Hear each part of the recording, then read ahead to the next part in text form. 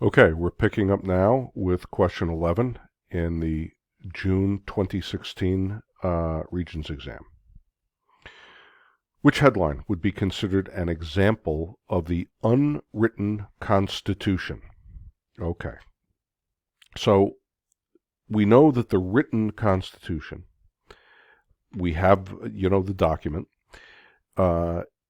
includes the enumerated powers of the Congress. That's the ones that are actually listed in Article 1, Section 8. It includes the powers of the President, that's Article 2, and the powers of the Supreme Court, that's Article 3, as well as a number of other things in there, right? We talk about the unwritten Constitution. It is those matters which have become so ingrained as a part of how we run our government that they're not in the Constitution, but they have become an expected part of how we use the Constitution. So, for instance, let's look through these choices here. President Nixon vetoes the War Powers Act. Well, the War Powers Act was a law made by Congress. The president vetoed that law. That's his power under the Constitution. The Constitution says the president can veto legislation by Congress. If Congress repasses it with 2/3 vote in both the House of Representatives and the Senate, they can override his veto. But that's all written in the Constitution. Congress approves President Reagan's tax cuts. Again, the president can propose ideas, but Congress has to pass laws. And taxes, the tax law is a law. So if they change it, if they reduce the rate or something, that's a power Congress has. Congress explicitly has the power to tax. It says that in the Constitution. Congress votes to impeach President Bill Clinton. Impeachment, again, is in the Constitution. It says that the Congress can impeach the president for high crimes and misdemeanors. And the House of Representatives impeaches, that is, they vote to accuse the president, and then the president is put on trial in the Senate. And if the Senate convicts him, they remove him from office. We have never had a president removed from office. We've had 3 presidents impeached. Andrew Johnson, right after the Civil War, Bill Clinton, and Donald Trump were all impeached. None of them were convicted, and so none were removed from office. President Nixon wasn't impeached. They were about to impeach him, but he resigned before the Congress got a chance to do that. But that's all in the Constitution. President Obama names Hillary Clinton to the cabinet. So President Obama, that's real life, appointed Hillary Clinton as Secretary of State and therefore member of the cabinet. That's not in the Constitution. It doesn't explain what the cabinet is or how the president organizes it. We have come to expect that the president will divide the executive branch into departments, that each department will have a secretary, that the secretaries will form the president's cabinet. We know that if the president appoints them, they have to be confirmed by the Senate, but that's not because they're members of the cabinet. It's because they're what's called, quote, officers of the United States. So if the president appoints anybody to a United States job, a federal job, it has to be approved by Congress. But the existence of a cabinet and how that cabinet is organized is not written in the Constitution. It's what we've come to expect. That's part of the unwritten Constitution. So the correct answer there is number 4. Number 12 here. What was a common goal of the Proclamation of Neutrality, the Embargo Act, and the Monroe Doctrine? All right, so let's remember these. Proclamation of Neutrality, 1793. This goes all the way back to George Washington, who had wanted to stay out of the conflict between France and Britain that had developed. He wanted the U.S., it wasn't our fight, wasn't our war, we were better off not picking sides. So we had the Proclamation of Neutrality. Well, Britain and France were at war for a long time, and they didn't leave America alone. Both of them wanted to get the United States in on their side. And if we weren't on their side, we were viewed as the enemy. So if you remember, Britain and France went after American ships in the 1790s and early 1800s. Britain more so than France, but both of them actually did. So Jefferson put in this thing called the Embargo Act and said, we are going to embargo everybody. We are going to refuse to trade with any side in this. It almost bankrupted the country. The United States needed to be able to trade with other countries in the world, and Jefferson saying, we're going to be neutral by trading with nobody, almost destroyed us. The Monroe Doctrine. Remember the Monroe Doctrine, 1823. President James Monroe said,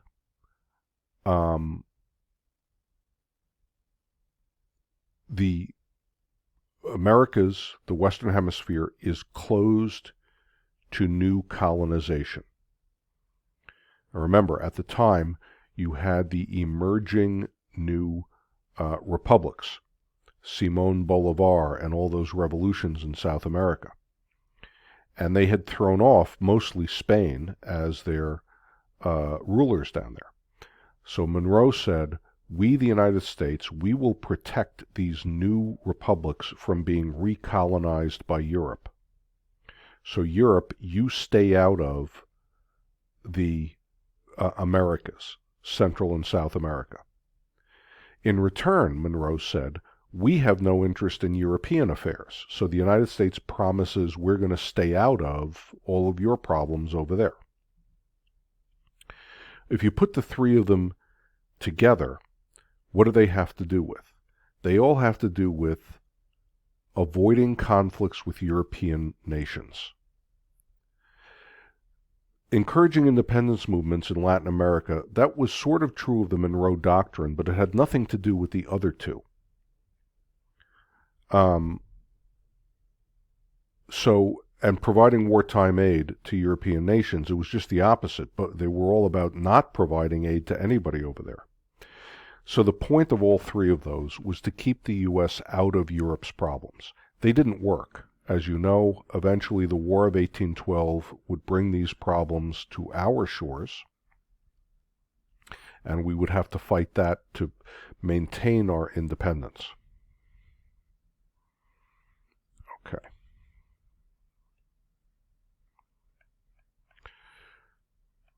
Now we have, if I can pull this down a bit, this sort of chart here. There we go. Railroads in 1840 and 1860. Okay, so the cross-hatched railroads here are 1840, and the regular lines are new railroads by 1860. So before we even look at the question, what is this chart, map telling us? Well, look at the railroads in 1840, and then look at them in 1860. Wow. So this shows between 1840 and 1860, tremendous growth in the number of railroads. 1840, you're connecting a couple of the major cities, right? And you have, so you're connecting the major cities along their ports, and you have a few other small little things going on here. 1860, you have not just the main cities, but the sort of spider web of other smaller railroads all over the place. And what are they doing all through here? There's not much in the way of cities there. It's all farmers. It's connecting all these farmers into these big towns so that they can ship their stuff around. Notice also, by the way, the bulk of them are up here in the north. The South didn't have nearly as many. That's why when the Civil War breaks out, they were at a real disadvantage. Okay, so if we look at our choices here, the information provided on the map best supports the conclusion. Now remember, when you see a question like that, it's never about what you know about history. It's about what you can prove from the map or the document or the picture they give you. So don't make that mistake. One of the choices may be true, but it may not be shown on that graph or that chart or that map. Okay, so what we have here? Information best supports the conclusion that 1. The South's transportation system was more efficient? No, the South had far less in the way of railroads down here. That doesn't make sense. Most railroads were owned and operated by the United States government. Well, first of all, they weren't. And second, even if they were, this chart doesn't tell you who owns what, so that's not true. The Transcontinental Railroad linked the West and the South. First of all, the Transcontinental Railroad, you should know, linked the West and the East. It was a railroad that could take you from San Francisco to St. Louis, and then from St. Louis to New York and Chicago. So that was the point of it. It had nothing to do with going north and south. The North had transportation advantages at the start of the Civil War. That's true. You know, you're smart enough to know that the line between the North and the South for the Civil War was approximately here, like, oh, nope, that's not right. Erase it. Like roughly around here. That's not true either. Damn it.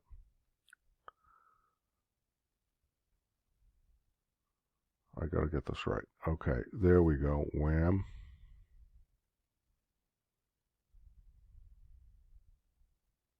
Okay, there we go. That's more or less the line between the North and the South. And in the South, you have this big wide area with a little bit of railroads, and up here you've got a sort of smaller area in a way, but much more extensive railroads. And why are railroads any good during a war, particularly during the Civil War? Because it lets you move men, equipment, horses, makes you much more mobile, flexible. And so that's the correct answer. Okay, let's do this. Whoops. There we go. Supreme Court cases: Marbury versus Madison, McCulloch versus Maryland, and Gibbons v. Ogden. So let's talk about those for a minute. We don't need this. Bang. Okay. So there's certain Supreme Court cases that they always like to ask about.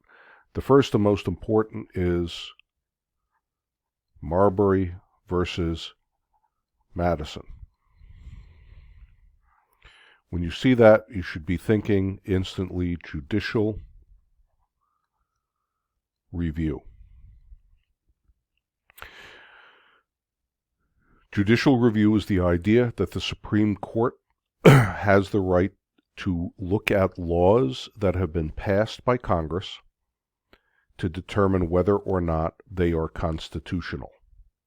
In Marbury versus Madison, the Supreme Court found that part of the Judicial Act of 1789 was unconstitutional.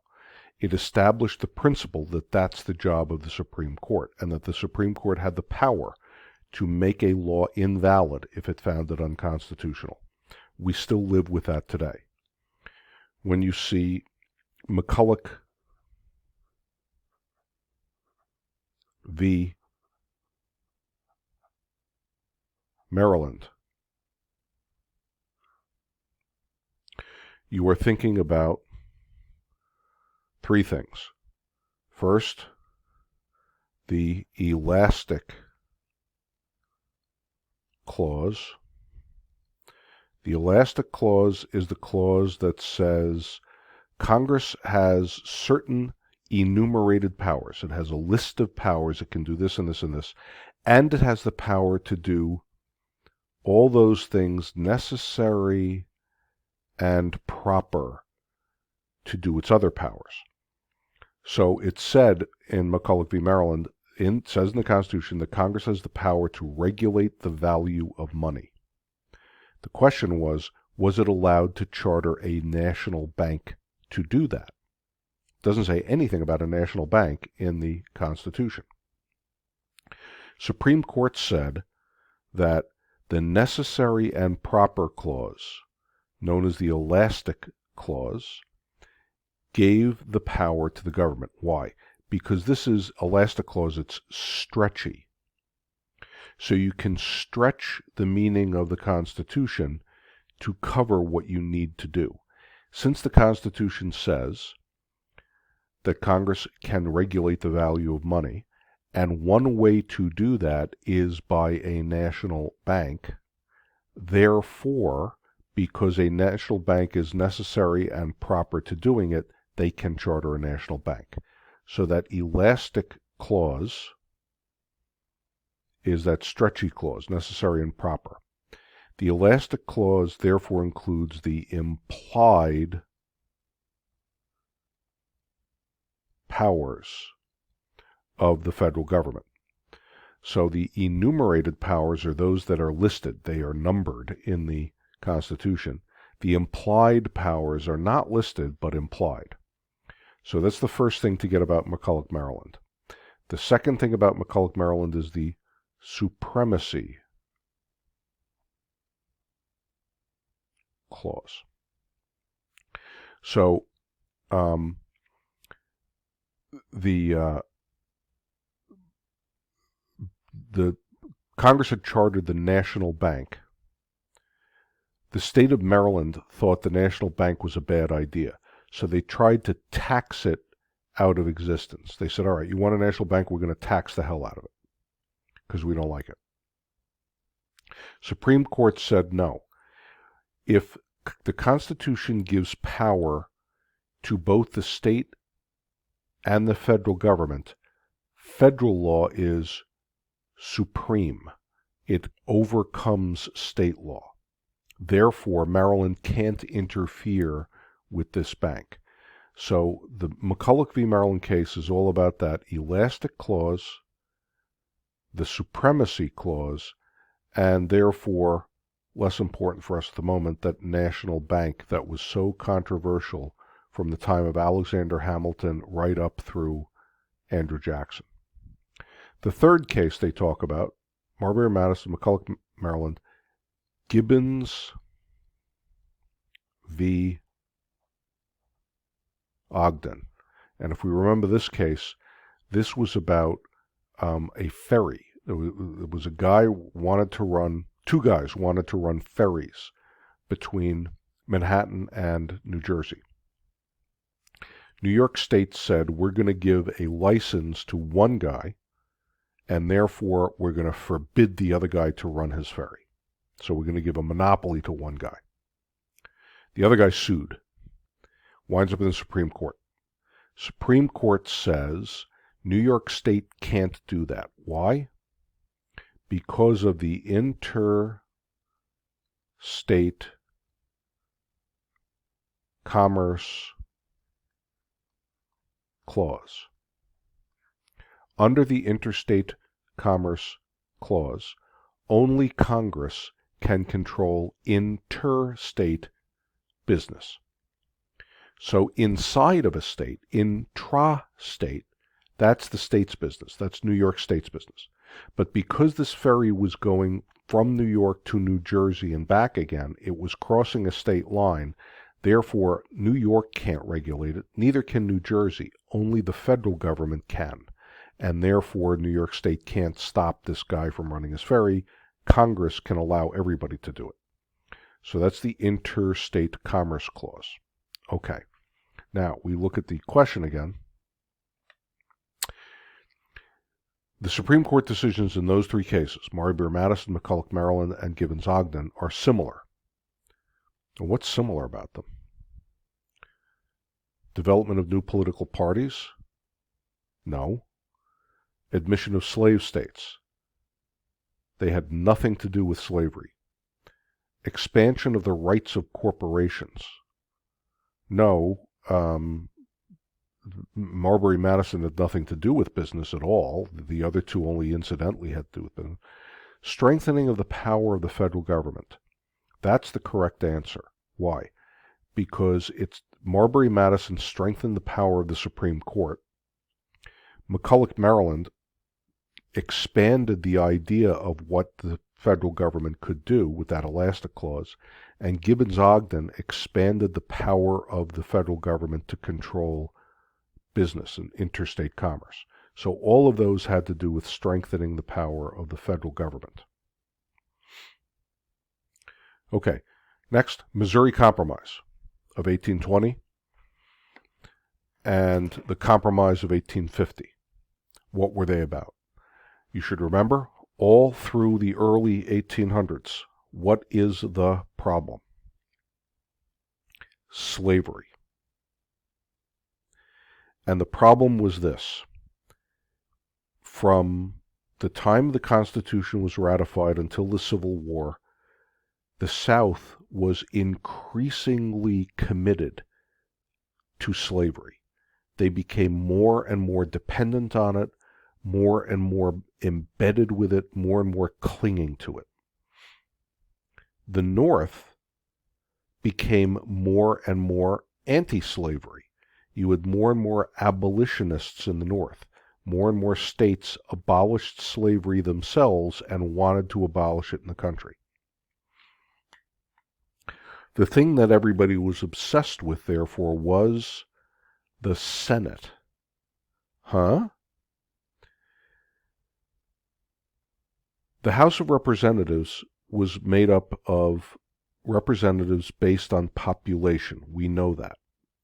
The Senate, every state got the same representation. And therefore, the more free states you had, the more votes freedom had in the Senate. The more slave states you had, the more slavery votes there were in the Senate. Both sides were afraid of the other. The South was afraid the North would take slavery away. The North was afraid that the South would make slavery, embedded in the South forever. Every time the United States added a new state, you had a crisis. Because a new state meant 2 more votes in the Senate. And if the state was a free state, that was 2 more free votes. And if the state was a slave state, that was 2 more slave votes. So every time we added a new state, everybody panicked because they were afraid that one side or the other would get an advantage. Therefore, the Missouri Compromise and the Compromise of 1850, and then later things like the Kansas-Nebraska Act, all of this were these constant attempts to find a negotiated settlement, a compromise, that would keep the Senate even and keep everybody happy. Because they were afraid the minute that Senate tipped one way or the other, it was going to trigger a civil war. And eventually, as we know, in 1861, it did. When Lincoln was elected, the South was afraid he might try to get rid of slavery, and so they tried to secede from the country, and we wound up with the Civil War. So all of those compromises are always about slavery. And here we go. Missouri Compromise and the Compromise of 1850 were there to reduce the conflict over slavery. Okay, let's look at 16.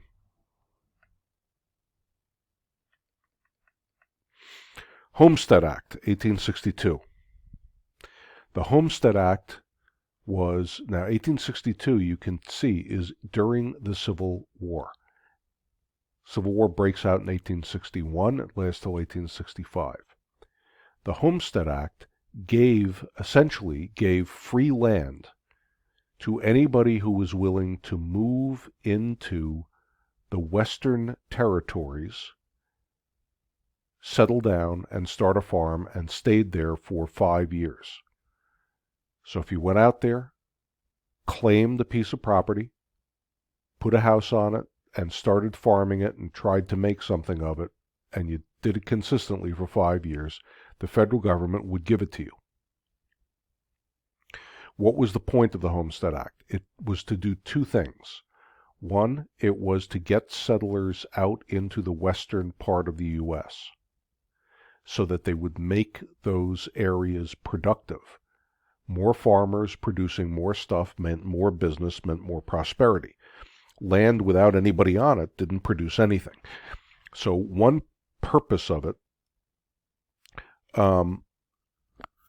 was that it expanded the number of settlers out there.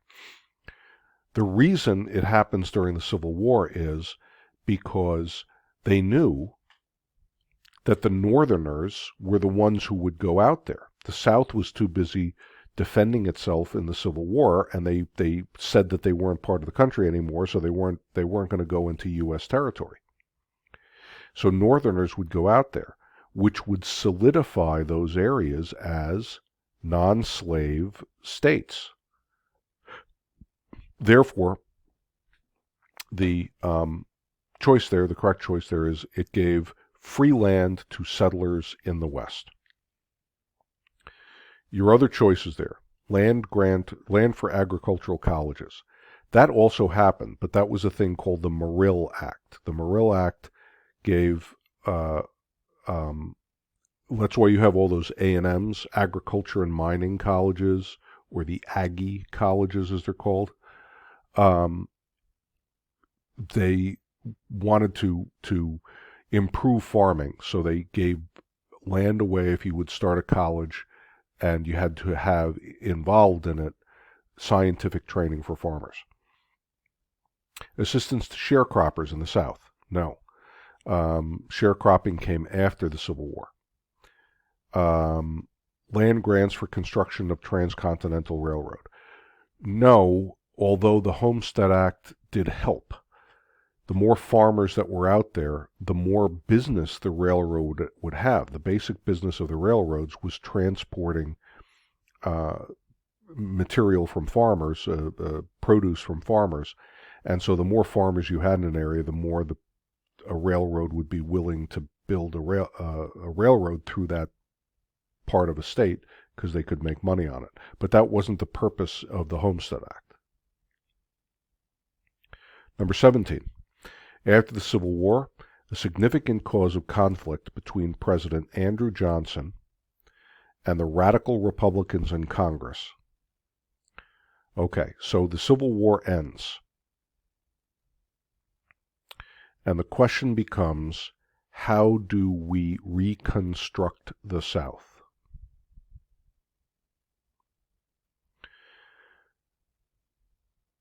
The Congress was in the hands of the radical Republicans. So these were members of the Republican Party, the anti-slavery party from the North.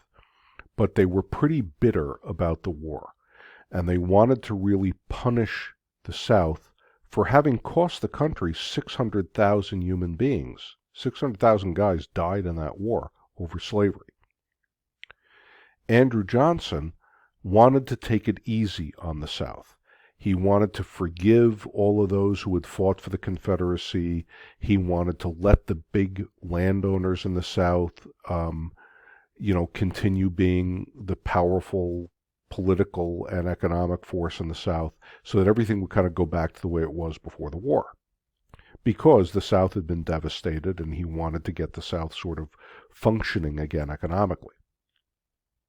They wound up, therefore, in a fight. Johnson and the Republicans in Congress hated each other, and the Republicans in Congress tried to impeach him to get rid of him. So, Their disagreement was over what? The plans for restoring southern states to the Union.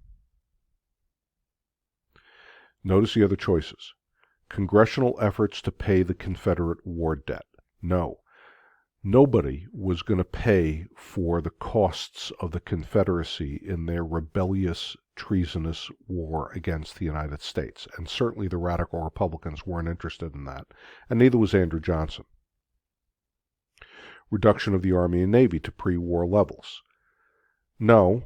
As soon as the Civil War was over, the soldiers went home, and the U.S. Army and the U.S. Navy went back to being the tiny organizations they had been before the war. And everybody knew that, and everybody was fine with that. We did not have, in those days, a standing army. You only called up the army when you needed it for a war. So that wasn't a conflict. Nobody was arguing that. A proposal to repeal the Emancipation Proclamation. Absolutely not. In fact, at that time, the 13th, 14th, and 15th Amendments were passed. The 13th Amendment abolished slavery. The 14th Amendment gave the former slaves equal protection of the law, and the 15th Amendment said that they had the right to vote.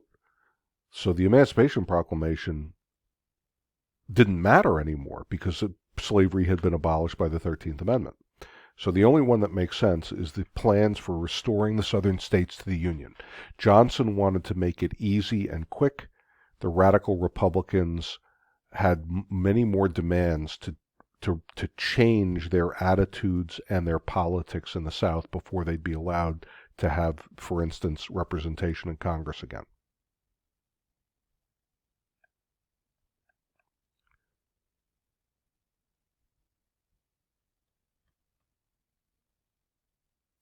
In the late 1800s, which idea was most often used to justify the elimination of business competition?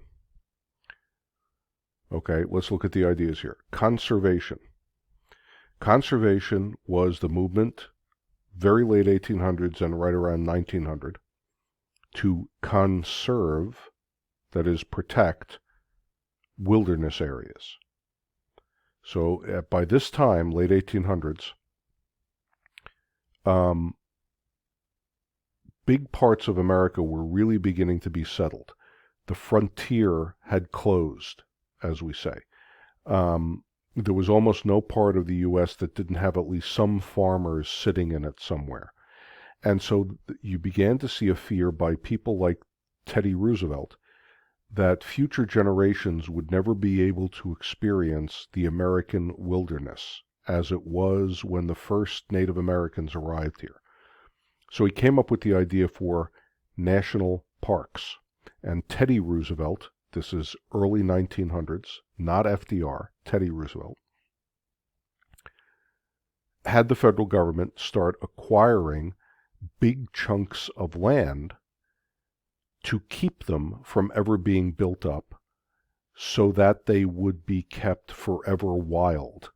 The great national parks of the West, for instance, Yosemite and Death Valley and things like that, so that future generations could be able to go there and experience the wilderness for themselves. That was what conservation was about. So that's not really, doesn't make sense. Manifest destiny. Manifest destiny, you remember, is that idea that it was the destiny of America to go coast to coast. We had started off as 13 little colonies right along the East Coast. We expanded right with the American Revolution to the Mississippi. We had then acquired the Louisiana Purchase, and then the Mexican War, we had taken the southwest of what's now the United States, and then treaties with Britain. We had taken the Oregon Territory in the Northeast, and there was a feeling that God had given us this continent, that it was our right, our destiny, it was a good thing for the U.S. to expand coast to coast. So that doesn't really work for the question here, which is about business competition. Number 4, there's populism. Populism is a difficult word to define. We use it a lot in modern politics. The basic idea of populism is a political movement where the politicians say, I am going to protect you, little guy, against the big powers.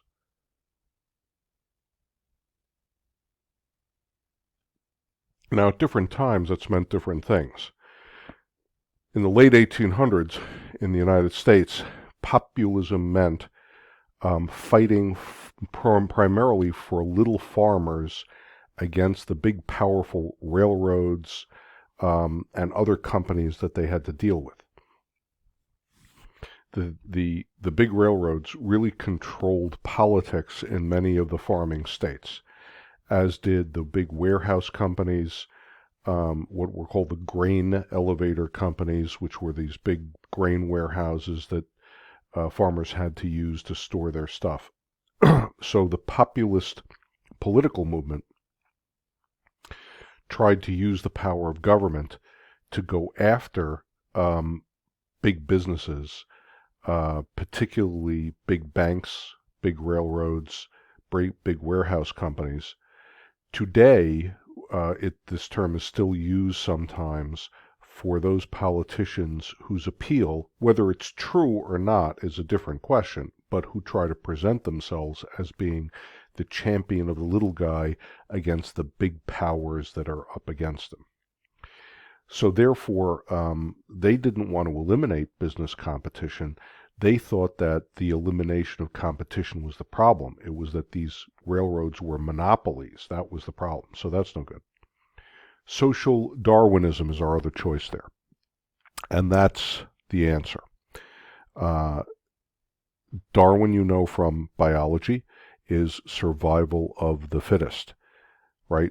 So you have different organisms, different animals competing for food in a particular environment, and the animals that are best at it will survive and have offspring, and the animals that aren't so good will die off. And so the animals, the genes, the animals with these genes that survive will pass them on. That was the feeling in business in the late 1800s. Businesses that were better at competing, it was a good thing for them to drive out of business all the other guys, which inevitably led to the, quote, trusts, also known as monopolies. So the Carnegie Steel eventually drove all the other steel companies out of business, became the only one in the country, and so you didn't have a choice. If you wanted steel, you had to buy it from Carnegie, which meant he could charge whatever he wanted. Same thing with Standard Oil. John D. Rockefeller was mostly kerosene at the time that was used by people to light their homes. He drove all the other little oil companies out of business until there was only really one company, Standard Oil. Similarly, there was the railroads, and J.P. Morgan, who was a Wall Street broker banker, created a company called the Northern Securities Company, which owned stock, but they owned stock in almost all the railroads. So the railroads had different names, but really they were all one company that he owned. And he used that to control the railroad industry, and therefore he could set whatever price he wanted. You had to move your goods on railroads to get them to markets, so he could charge whatever he wanted. But his argument was, if a little business wasn't good enough to compete with it, well, then they should, be eliminated, and they should, Darwin's rule of the fittest, and that's how it should work. So, social Darwinism, that's the correct answer for 18. I want to skip down for a minute, therefore, to question 20.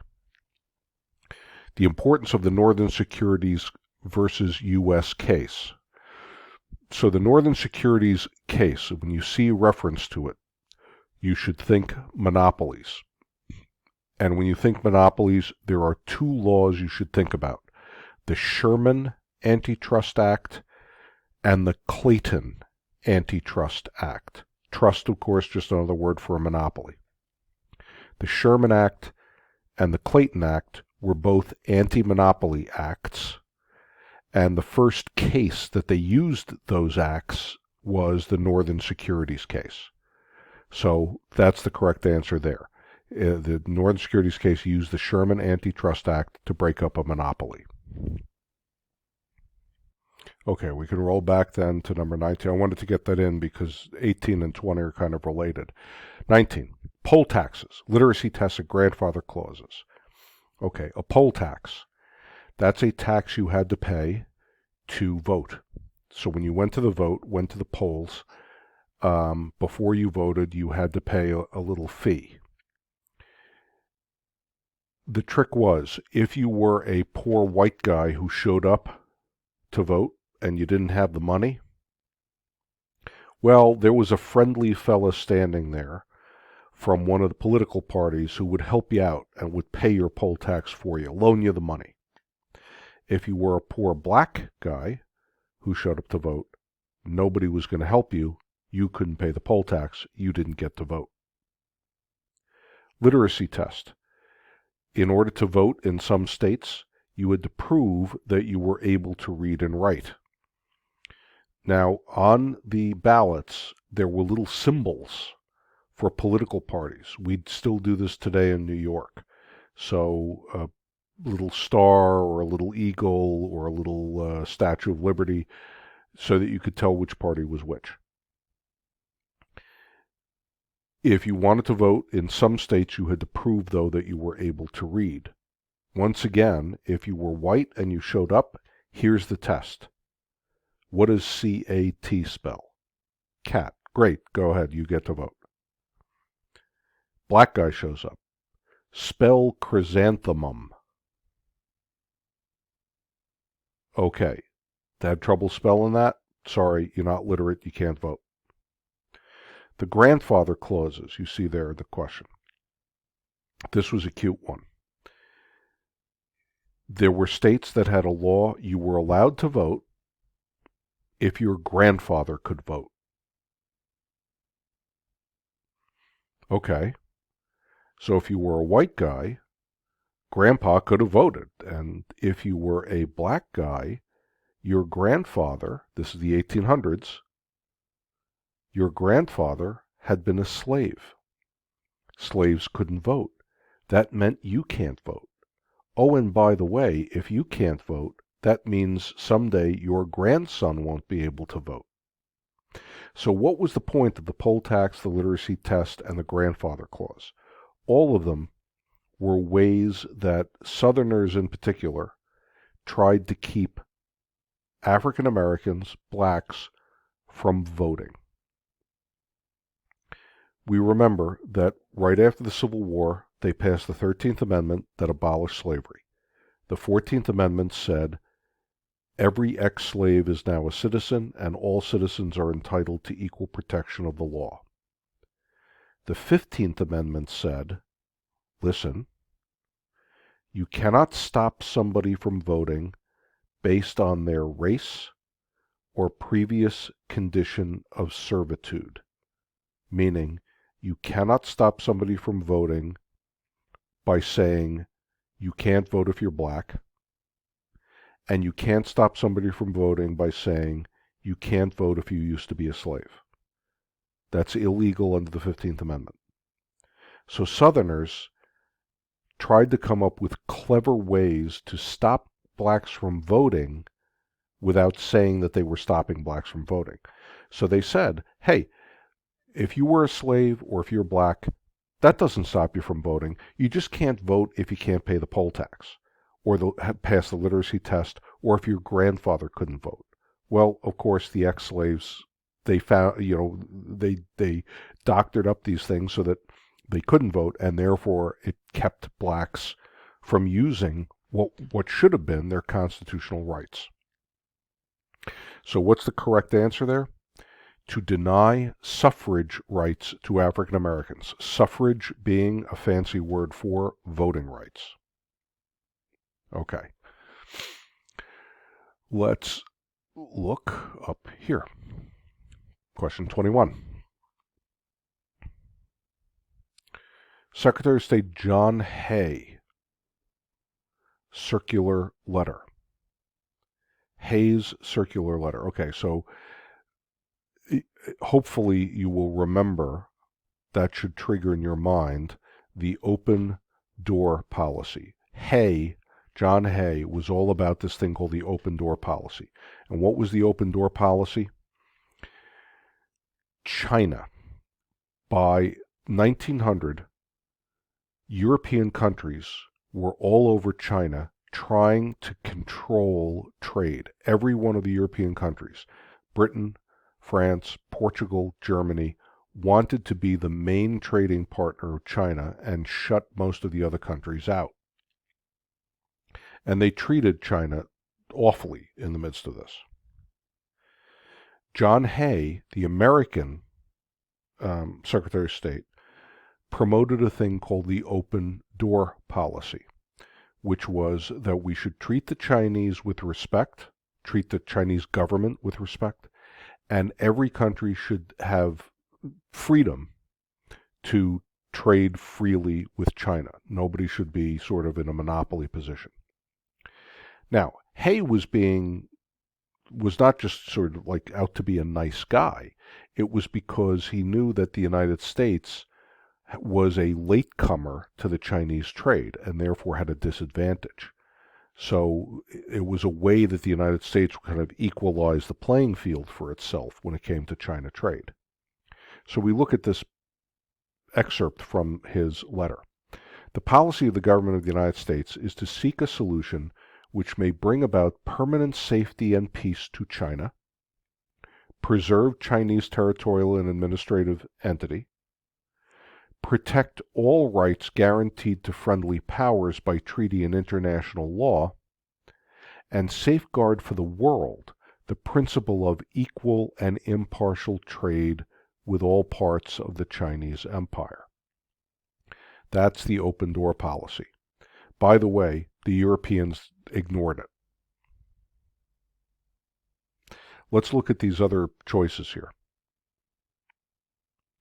The Kellogg-Briand Pact. Kellogg-Briand Pact was 1920s and had to do with reducing military arms and weapons. The Roosevelt Corollary to the Monroe Doctrine. Monroe Doctrine said Europe, Latin America, and South America are not open to new colonization, and the United States will protect them. 1900, Teddy Roosevelt adds to that Monroe Doctrine. A corollary is an addition to a document. His addition was, not only will we keep Europe out, but we, the United States, have the right to interfere in the internal affairs of those Central and South American countries for their own good.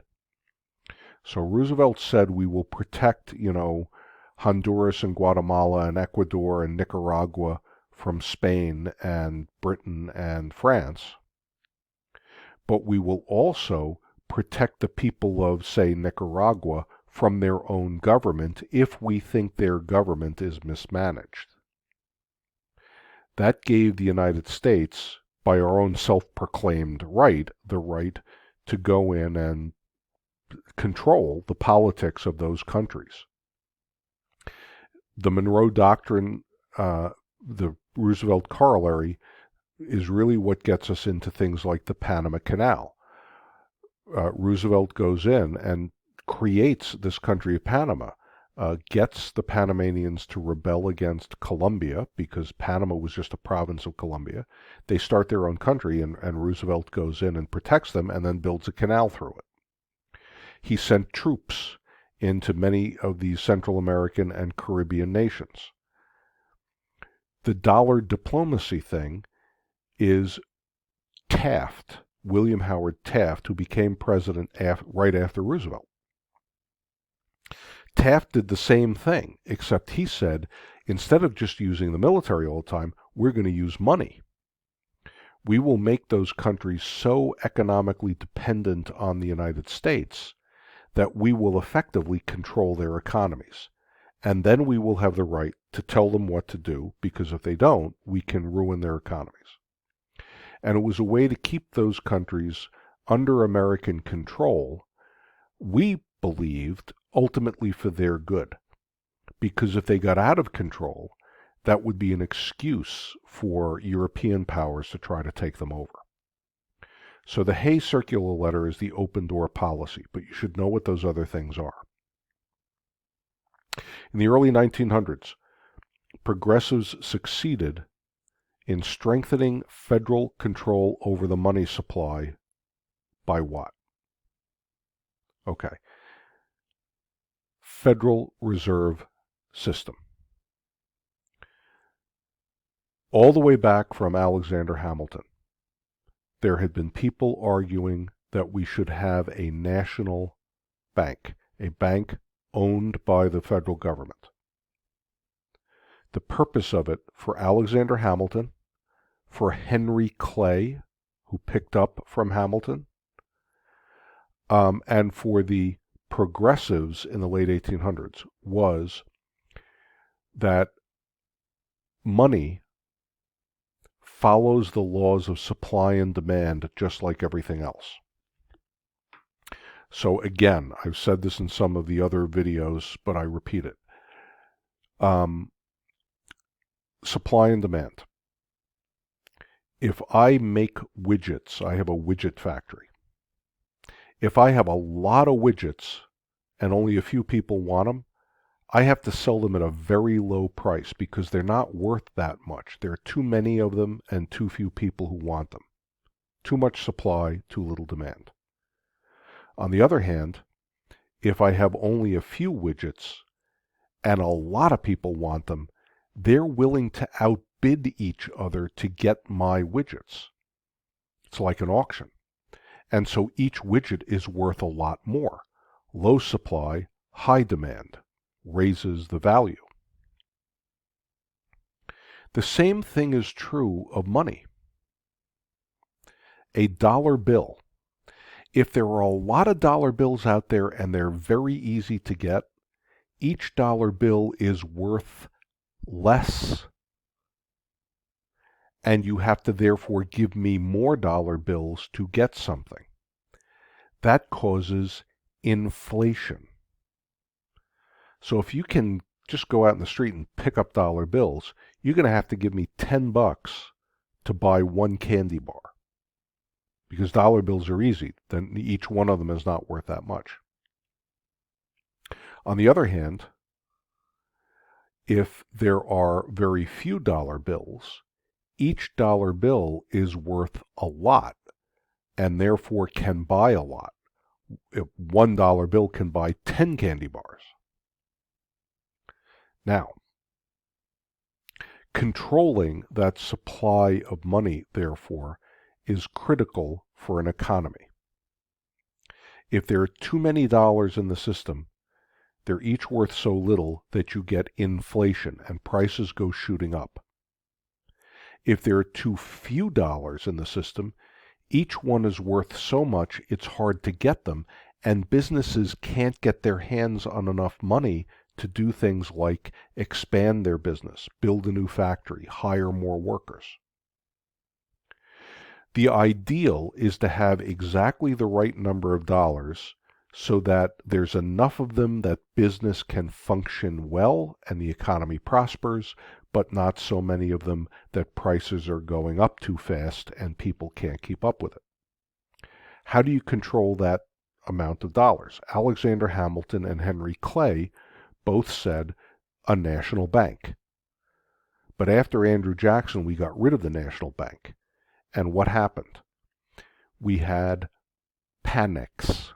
In the 1800s, when you see the panics, Panic of 1845, Panic of 1875, those are depressions, what we call in the 20th century a depression. The economy has a sudden dip, a sudden nosedive. And when the economy crashes like that, a lot of people get hurt.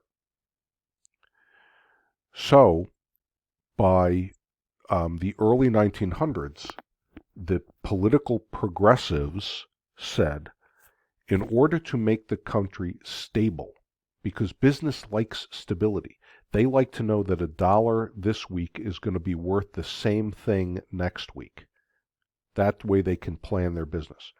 The progressives said we need to make the currency stable.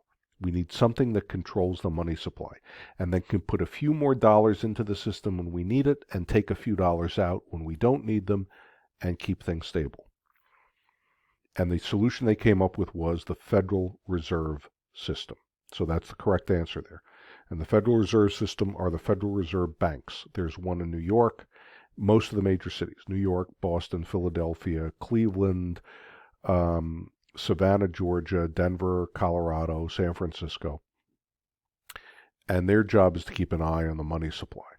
So the Federal Reserve banks come out of that system. Okay, let's take a look at 23. What was the purpose of the states adopting initiative, referendum, and recall?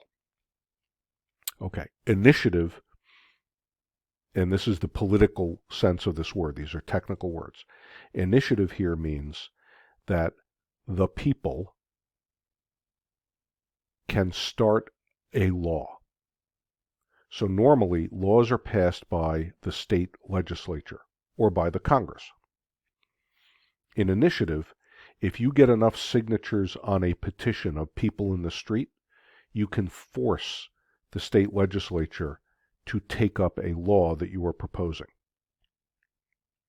Referendum is when you make law by a vote of the people. So instead of the state legislature passing a law, you can propose it on the ballot at the regular election, the regular November election. Everybody gets to vote on it, and that can become law. Recall is when you can undo an election. You elect a governor, and the governor serves for 4 years.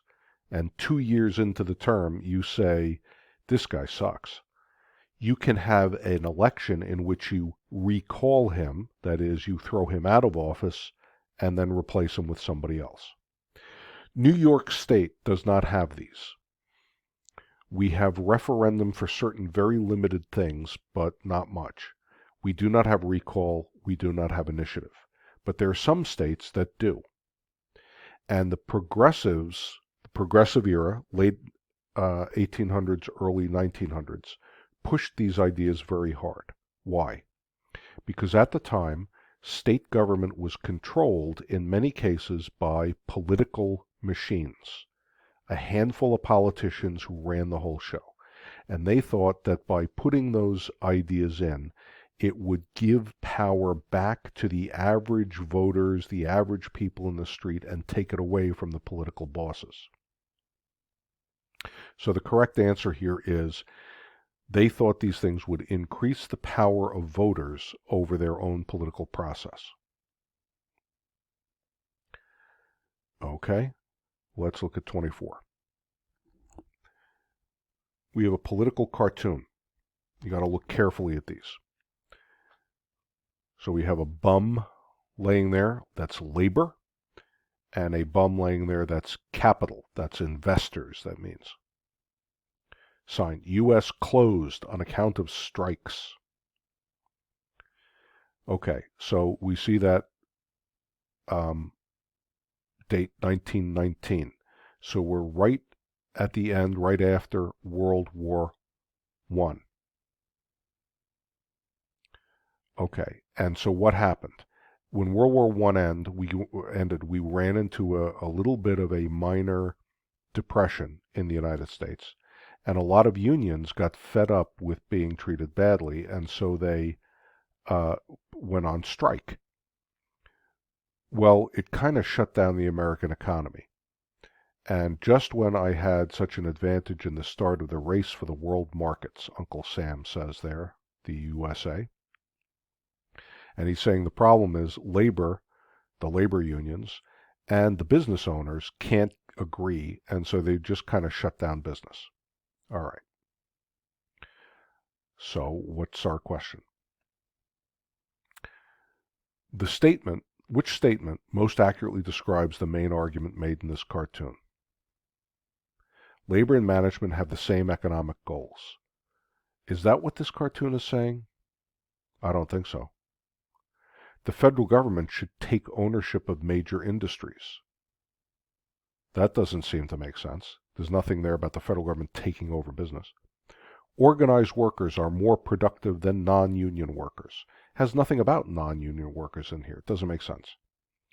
Disputes between labor and the leaders of business are hurting the economy. That's the only choice there that makes any sense at all. Okay, and then number 25. Which action by Germany prompted the United States to enter World War I?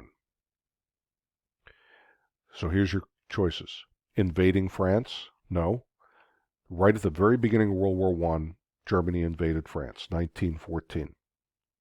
And the United States did nothing. We didn't get involved in the war till 1917. As far as we were concerned, until 1917, it wasn't our problem. This was England and France and Germany beating the hell out of each other. It has nothing to do with us. Forming an alliance with Austria-Hungary. Again, the reason Germany got involved in World War I, let's not forget, World War I starts because Austria-Hungary has a beef with Serbia. And everybody jumped in on both sides of that as allies, and everybody forgot what the war was about, and it became about Germany and France and invading each other. Attacking British shipping. The United States wouldn't have cared that Germany was attacking British shipping. We might not have liked it, but we wouldn't go to war for it. Resuming unrestricted submarine warfare. So the Germans had these submarines, new inventions. They had sunk a bunch of ships, famously the Lusitania, which was a British ship, British cruise liner, but it had Americans on board. But they sank it in 1915. The U.S. was furious about this. President Wilson got very angry, screamed at the Germans, and the Germans promised to back off. But then, in around January of 1917, they started that unrestricted warfare where they were torpedoing American ships on the grounds that any ship from the United States that was going to England was really helping the British in the war effort, so they had a right to torpedo it. And the United States got angry enough that they said, all right, that's it, we're going to war with Germany. Okay, that's up to question 25, so I'll leave it there and pick up with question 26 next time.